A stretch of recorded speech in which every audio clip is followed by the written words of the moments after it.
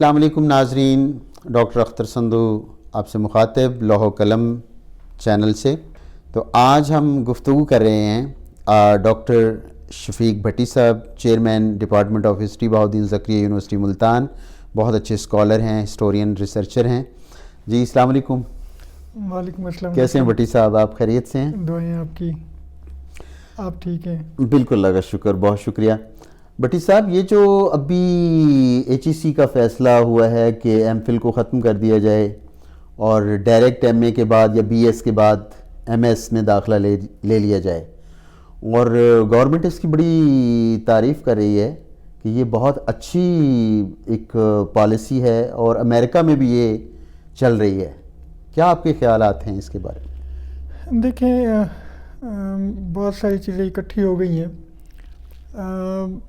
ایک مسئلہ جو ہے وہ ایجوکیشن پالیسی کا ہے، دوسرا مسئلہ جو ہے اس کی جزیات کا ہے، اور تیسرا مسئلہ ہے اس کے آؤٹ پٹ کا۔ میرے لیے یہ بڑی دلچسپ بات ہے کہ میری سروس کے دوران کوئی 6-7 ایجوکیشنل پالیسیز انٹروڈیوس ہوئی ہیں، ہائر ایجوکیشن سے ریلیونٹ، اور ہر ایک میں سسٹم چینج کر دیا جاتا ہے۔ تو سسٹم کی کنٹینیوٹی اور جو اس میں اسٹیبلٹی کا عنصر ہے وہ ڈیولپ ہونے سے پہلے ہی نئی پالیسیز جو ہے وہ انٹروڈیوس کرا دی جاتی ہے، نیا سسٹم انٹروڈیوس کرا دیا جاتا ہے۔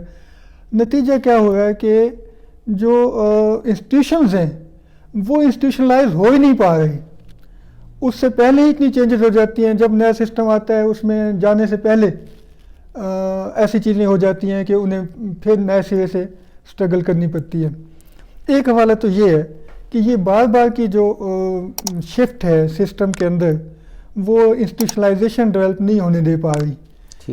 ایک سسٹم کو چلایا جائے، اس کی خامیاں دور کی جائیں، اس کو وائبرنٹ بنایا جائے، اس کی ایفیشنسی کو ایڈریس کیا جائے تو شاید چیزیں زیادہ بہتر ہو پائیں۔ اس کا جو انیشیٹ جو کرتے ہیں اس کے لحاظ سے پرابلم نہیں ہے کہ جو اسٹیک ہولڈرز ہیں، یونیورسٹی کے پروفیسرز ہیں، اسٹوڈنٹس ہیں، اسکالرز ہیں، ان کو کنسلٹ کر کے کوئی پالیسی، اگر کوئی آئیڈیا ایسا ہے تو پہلے کنسلٹ کیا جائے، تاکہ جو ایک ریلیونٹ لوگ ہیں جب تک ان کی ان پٹ شامل نہیں ہوگی یہ کامیاب کیسے ہو سکتی ہے؟ اس کو بالکل آپ کی بات ٹھیک ہے، میں یہی بات کہہ رہا تھا کہ انسٹیٹیوشنلائزیشن کا پروسیس ہے ہی نہیں۔ انسٹیٹیوشن سے بالا جو ہے وہ چیزیں طے کی جاتی ہیں۔ انسٹیٹیوشن جو ہے ابھی ایک سسٹم کی جزیات طے کر رہے ہوتے ہیں اور اوپر سے نئی انسٹرکشنز آ جاتی ہیں۔ تو یہ سمجھا جاتا ہے کہ انسٹیٹیوشن شاید صرف امپلیمنٹنگ باڈی ہے، وہ ایوالونگ باڈی نہیں ہے۔ تو یہ جو اسٹرکچر ہے یہ بیسیکلی ایجوکیشن کے نہ صرف سسٹم کو بلکہ انسٹیٹیوشنز کو بھی خراب کر رہا ہے۔ جہاں تک تعلق ہے بی ایس کے بعد ایڈمیشنز کا، تو یہ بڑا دلچسپ ہے کہ پچھلے 8-10 سال میں پہلے جو سسٹم تھا اس میں کلاس ورک نہیں ہوتا تھا، پی ایچ ڈی کا ڈائریکٹ ایڈمیشن ایم اے کے بعد ہو جاتا تھا۔ پھر انہوں نے سسٹم ایوالو کیا کہ جناب M Phil leading to P H D کا، پھر انہوں نے کہا کہ جناب ایم فل علیحدہ ہوگی، پی ایچ ڈی علیحدہ ہوگی، پی ایچ ڈی کے لیے ایم فل کرنا لازمی ہوگا۔ اب جو ہے ہم پھر واپس اس سٹیج پہ چلے گئے ہیں جہاں سے آج 15 سال پہلے تھے۔ اچھا، میں یہاں پہ آپ سے تھوڑا سا رائے لینا چاہتا ہوں، 1-2 لائن تھی کہ یہ جو 3 سسٹم آپ نے بتائے ہیں یہ بڑا انٹرسٹنگ ہے، تو آپ کو کوالٹی کس میں نظر آئی ان تینوں میں؟ دیکھیں، جب انہوں نے ایم فل اور پی ایچ ڈی کا سسٹم ایوالو کیا تھا اس وقت بھی یہی کہا تھا کہ امریکہ میں یہ سسٹم ہے۔ بنیادی طور پہ میرا ذاتی خیال یہ ہے کہ جو تربیت کا عمل ہے اس کی ضرورت تھی، جس کی وجہ سے یہ سمجھا گیا کہ کلاس ورک بھی ہونا چاہیے اور تھیسس لکھنے کی ٹریننگ بھی ہونی چاہیے، اس کے بعد پی ایچ ڈی کا۔ تربیت سے مراد آپ ریسرچ کی تربیت۔ تو اس حوالے سے میرے خیال میں جو ایم فل والا سیکشن تھا وہ بہت اہم تھا کہ ایک اسٹوڈنٹ جو ہے وہ سم ٹائم ایم اے میں بھی تھیسس لکھ کے آ رہا تھا، ایم فل میں بھی ایک وہ تھیسس کر رہا تھا، اس کے بعد جب وہ پی ایچ ڈی میں آتا تھا تو اس کے اندر ایک میچورٹی لیول ڈیولپ ہو جاتا تھا۔ ریسرچ ٹولز اس کے سارے نہیں تو کم از کم خاصی حد تک اس میں ہوتے تھے۔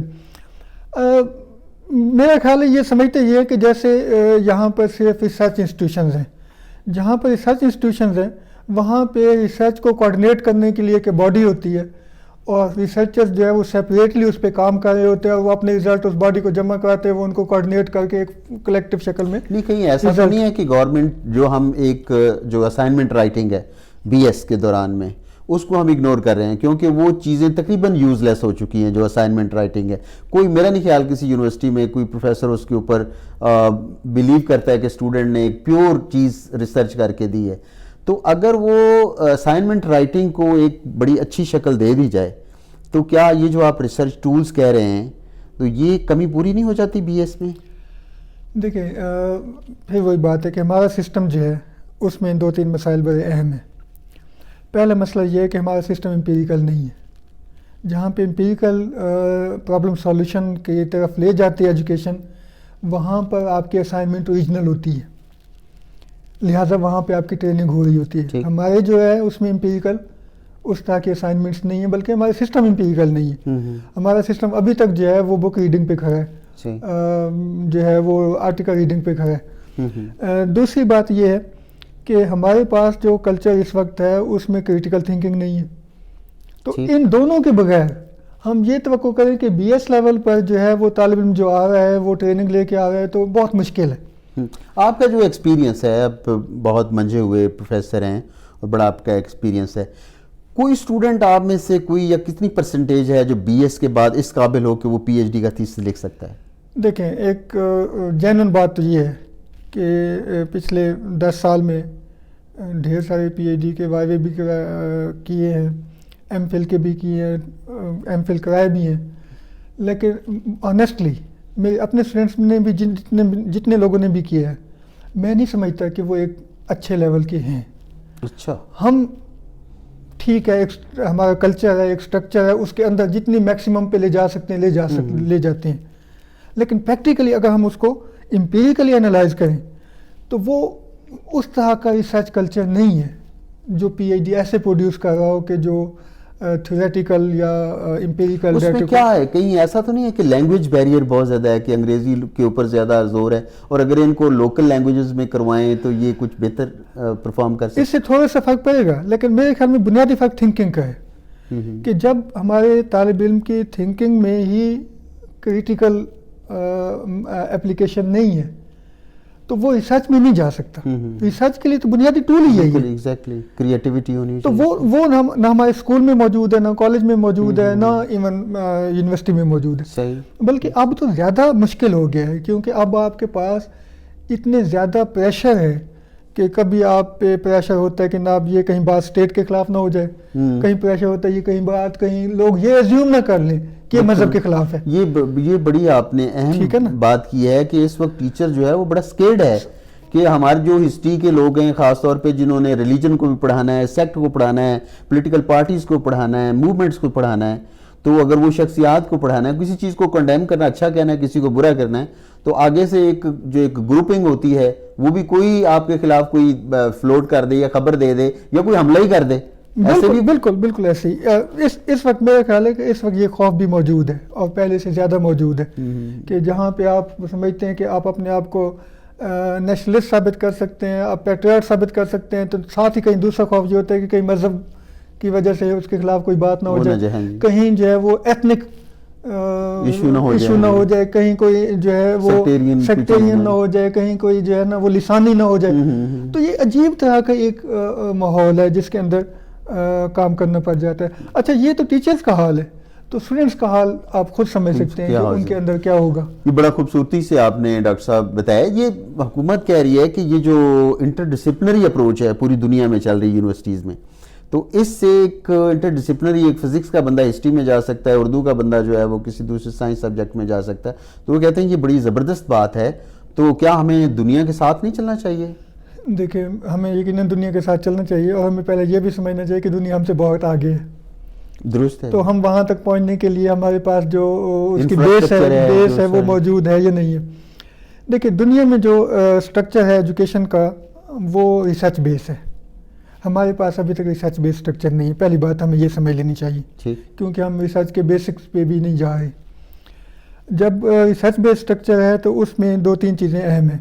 ایک یہ کہ وہاں پہ ایک انسٹیٹیوشنل ریسرچ ہوتی ہے جس میں مختلف شعبہ جات کے لوگ اکٹھے بیٹھتے ہیں اور ان کی لیبز اکٹھی ہیں, ان کے ڈیٹا اکٹھا کلیکٹ ہوتا ہے اور وہ شیئرنگ کے ساتھ اپنے کنکلوژن ڈرا کرتے ہیں, اور وہ جو ریزلٹس ہیں ریسرچ کے وہ امپلیمنٹنگ باڈیز تک جاتے ہیں, وہ ان کو امپلیمنٹ کرتی ہے. درست. ہمارے پاس ابھی تک یہ اسٹرکچر ہے ہی نہیں. ہمارے پاس جو بیوروکریٹ بیٹھا ہے وہ سمجھتا ہے کہ میں تو اتنا ذہین اور اتنا فتین اور اتنا اعلیٰ قسم کا بندہ ہوں کہ یہ پروفیسر جو ہیں یہ ریسرچر جو ہیں ان کو تو کس چیز کا پتہ ہی نہیں ہے. درست. ذاتی طور پہ میں کئی میٹنگ میں دیکھ چکا ہوں کہ جو بیوروکریسی ہے وہ یہ سمجھتی ہے کہ یہ جو ایکسپرٹس ہیں بیٹھے یہ تو پاگل ہیں, ہم تو ان سے زیادہ جانتے ہیں, اور لہٰذا وہ جو پالیسیز بناتے ہیں وہ ریسرچ اورینٹیڈ ہے ہی نہیں.